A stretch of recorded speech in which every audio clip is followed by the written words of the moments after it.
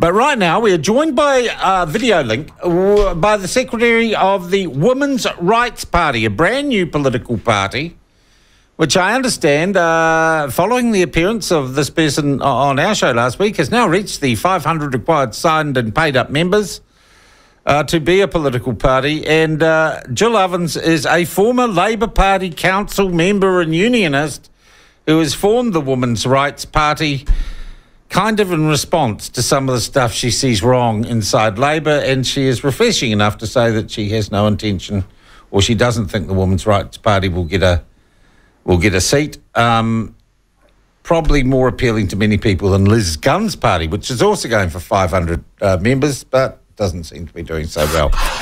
Jill, welcome to the platform again. Lovely to have you with us. So you got your 500 members.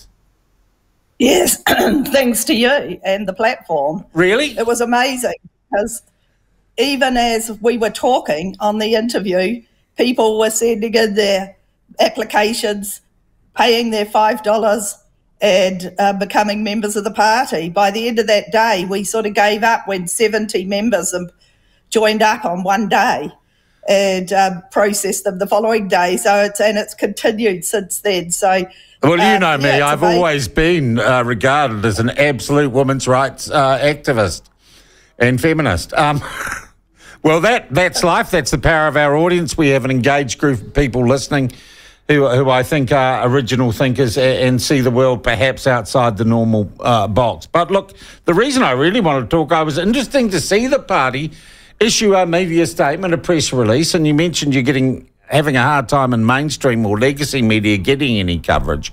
But it was concerning an issue that we had discussed and looked at here on the platform, and that is a rather strange piece of, and I use the term in its broadest possible sense, journalism from, what's it called, TV3, News Hub, whatever, the Paddy Gower, the appropriately named Paddy Gower Has Issues program on, well, transgenderism. And it seemed to me that your party, the Women's Rights Party, had some criticisms to make of that program. I was interested in what they were or what they are. Yeah, so we took issue with a number of the issues that he raised. He was really unclear in his definitions. So he finished up by conflating intersex with transgenderism, and they're not the same thing. Intersex, which is sometimes called differences of sex, DSD, is actually a medical condition. Yeah. It's quite rare. It only affects 0.018% of the population. Yeah. And it's a medical condition. It's not how you feel. It is actually. Yeah, and and it can include things like chromosomal abnormalities. That's right. Pretty difficult to treat and quite difficult for the people who suffer from it. Exactly right. And many of these are picked up at the birth, and the babies undergo chromosomal investigations. Okay, so he confuses those two things, not the greatest sin in the world. What else was wrong with it? Well, he confused sex and gender. For example, he suggested that lesbians and gay men are attracted to same gender. No, they're not. They're attracted to same sex. If you say that, what happens is that trans women, that is men who identify as women, can say they're lesbians. No, they can't. It's same sex. So that's another thing that that we took issue with. Yeah, so the other thing is the whole thing about gender being about sex stereotypes. And, of course, we reject sex stereotypes. We think that children who are non-conforming, tomboys, in the case of girls, they should be supported. You don't try and change them to be a boy just because they want to play with the boys and climb trees. Because it would seem to me that we have a debate now, is genital mutilation the correct response, sometimes state-funded genital mutilation or hormone therapy, the correct response to gender dysphoria? Exactly right. Internationally, it's being rejected as the front line of treating gender dysphoria. It's much better to look at the whole of the individual who's presenting with issues, especially in adolescence when kids do get confused. There's a lot of hormones raging, and that's normal. It's supposed to happen in that age group. Yeah, they'd be someone who didn't have some angst in their puberty, going through puberty and growing up. I don't know a single person, if you really look them in the eye, wouldn't say they felt uncomfortable or had doubts as they sort of, moved towards adulthood. What really concerns us, though, is that there's been an exponential increase in the number of girls wanting to transition to boys. Historically, that wasn't the case. It was the other way round. And it's really disturbing. Why do young girls not want to grow up to be women? All right. And that is, it's like it's a trend or it's trendy, isn't it? Isn't it, Jill? Yes, well, we have had with adolescent girls, anorexia, bulimia, cutting, and I think that these issues need to be treated as mental health issues. Definitely, I'm reading last year, Radio New Zealand did an interview with Dr. Sue Bagshaw from Christchurch, and she was saying, when kids present, adolescents present, you have to do something. You have to give them a prescription. No, you don't. You can engage mental health, psychologists and psychotherapists to have a look at what else is going on in their lives. Yeah, I absolutely get you on that, Jill. Jill, Paddy also promised us a conversation, and then they promptly turned off all the social media comments. Do you think it was a one-sided affair? Well, it definitely was, but I do understand he tried to get hold of some parents of kids. They did actually interview some parents of young people who had gone through gender transition, because it's not a fun thing. It can actually make things a lot worse. Also, they represented and they made a number of disparaging comments about Posey Parker and and they represented that the hate in this debate comes from those who are not all rainbow LGBTQIA loved up. Do you think that was fair? No, definitely not. I mean, none of us hate. We don't hate people who are transgender. We particularly, if you're an adult, you want to wear a dress, you want to appear as a woman, that's fine. Knock yourself out. What we are talking about is pro-women's rights. So we don't want the rights that we've got, sex-based rights in law to single-sex spaces, for example, to be trampled on. And these were hard fought for. Yeah. And we don't want the erasure of women from our health services in particular, because we think there's a lack of priority on women's health. Jill, have you been offered any right of reply or had any formal response from TV3, from the producers of Paddy Has Issues? No, our press release was ignored as usual.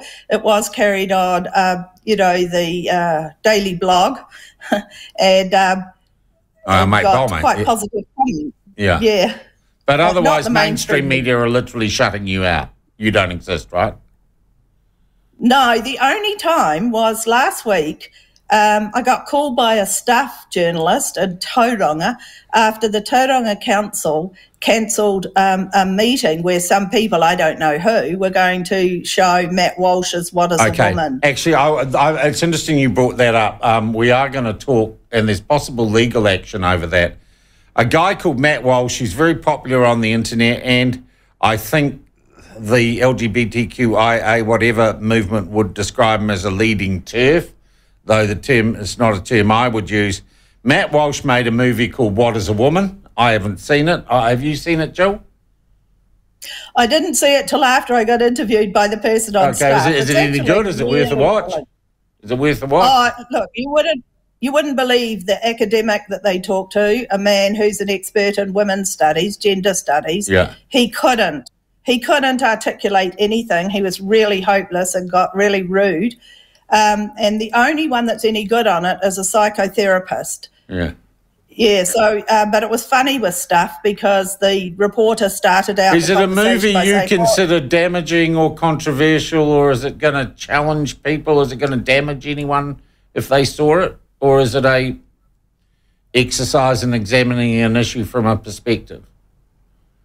It exposes the arguments of people who would argue that that it's okay to trans children. Okay. Could I ask you, in your opinion, then, is the What Is a Woman movie better journalism than Paddy Gower as issues? Oh, that's a bit unfair. Oh, come on. because what I would like to challenge Paddy Gower to do is to actually bring on those interviews with the parents and also talk to some of these kids who are detransitioning, because that's what caused it wasn't balanced. But what's happened with that movie with Matt Walsh's Tauranga City Council has banned it from public events, and I think the Free Speech Union is considering legal action against the Tauranga Council because it's a breach. So the council's strategy was to say, because we've had all these complaints from the rainbow community, we have to increase the amount of security, and they made it so impossible that's what Massey University did as well, and that's what they tried to do with Molyneux and Southern.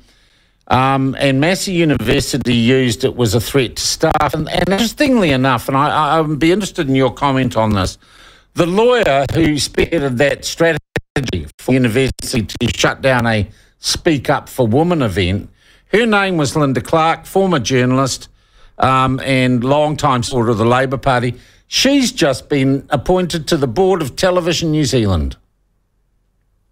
She's also the one going through all the Radio New Zealand stories, looking for all the corruption that happened. I was going to say with that staff journalist is that when she rang me up, she said, I have to get some balance. So you need some comment. So obviously that's a response to the media complaint where staff was accused of not providing balance. Yeah, well, they pulled the same trick on me last week on another matter. Jill, I'm glad that you have got to your registration and you can be a truly effective protest party with no chance of getting into Parliament. Do you think you will ever be recognised in the mainstream? Well, we got into that stuff article. That was a little chink. Yeah. I think once we get registered, that may change things. And if we get, up to 1,000 people joining, maybe then they'll take notice. I don't know. There is definitely a strategy to keep deplatform. It's called deplatforming. Yeah, that's why we're called the platform. Right. Jill, I thank you very much. And look, what would you say to Paddy Gower? Would you like Paddy to have another crack at the trans issue? Yeah, that's what I would prefer. I think so. Yeah. I think that would be a good idea because we need to look at some detransitioners. It's really disturbing that these kids are put on this track. And it's it's a lifelong thing having these cross-sex hormones because 98% of those kids that start on puberty blockers end up having to take cross-sex hormones for the rest of their life. Yeah, it's just crazy. It is crazy. Jill, I thank you very much again for your time, and I'm glad to, as I said, you've had some success following the platform bump last week. That is Jill Ovens. And I thank you for that. You're more than welcome. Jill Ovens is the General Secretary of, I presume, the now registered Women's Rights Party of New Zealand. And Jill, by way of background, is an old unionist and a member of Labour's ruling council, who told us in our first interview with her she simply felt that she'd been excluded because there's an increasingly identitarian and cliquish little cabal of people running the Labour Party.